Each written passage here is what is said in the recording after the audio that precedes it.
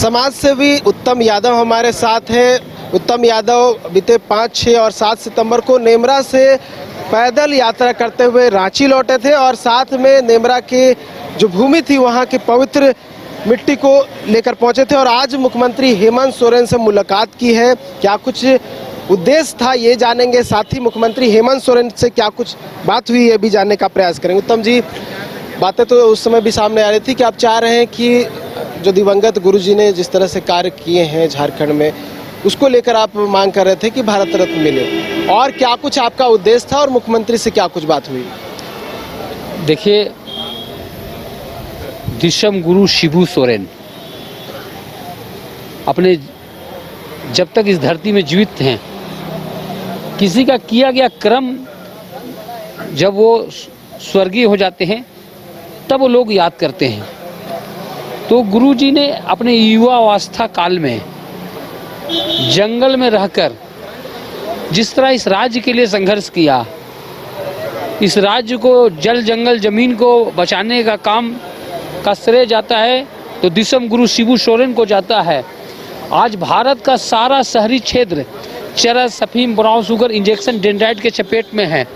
आज से 50 साल पहले गुरुजी जिस जंगल में जाते थे, जिस गांव में जाते थे, जो नशे के कारोबारी होते थे वहां से भाग जाते थे।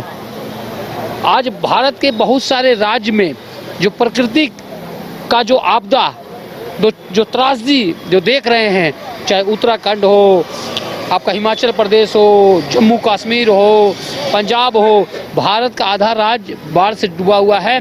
हजारों हजार लोगों की मौत हो गई है। उसके पीछे का कारण क्या है? प्रकृति के साथ खिलवाड़, पर्यावरण के साथ खिलवाड़।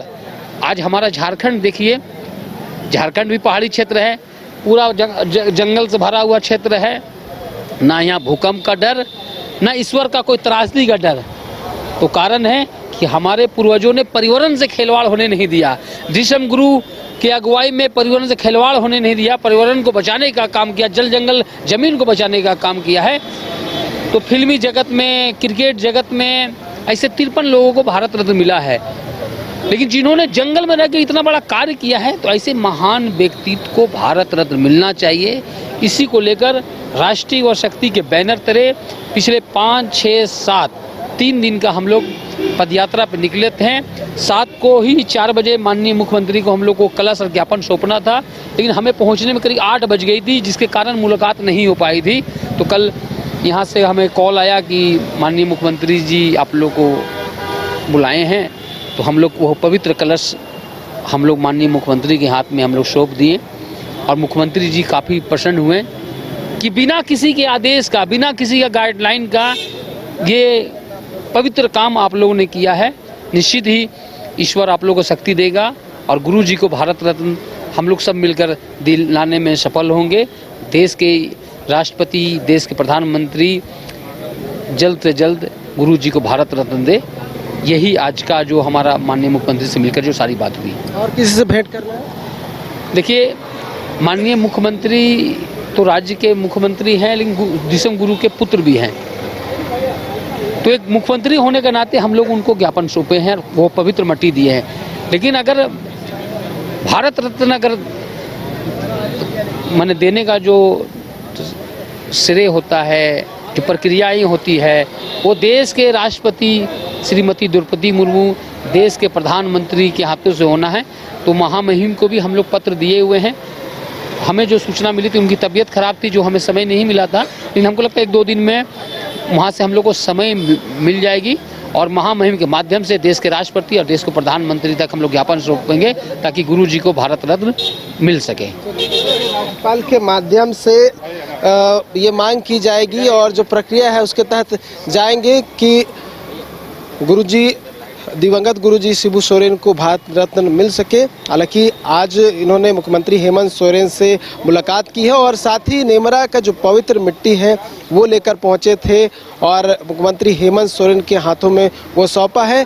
और कई तरह की जो बात है उस दौरान हुई है, क्योंकि इनका मानना है कि जो दिवंगत गुरुजी शिबू सोरेन ने किया था वो सराहनीय था और यही कारण है कि वो पद यात्रा कर रांची पहुँचे और रांची पहुँचने के साथ ही साथ वो वहाँ के पवित्र मिट्टी को भी लेकर पहुँचे थे और आज मुख्यमंत्री हेमंत सोरेन से मुलाकात हुई है। न्यूज़ बाय स्कोप के लिए कैमरामैन अभिषेक के साथ नीरज कुमार, रांची। घर रहने का मकान भर नहीं, ये खुशियों की तिजोरी है।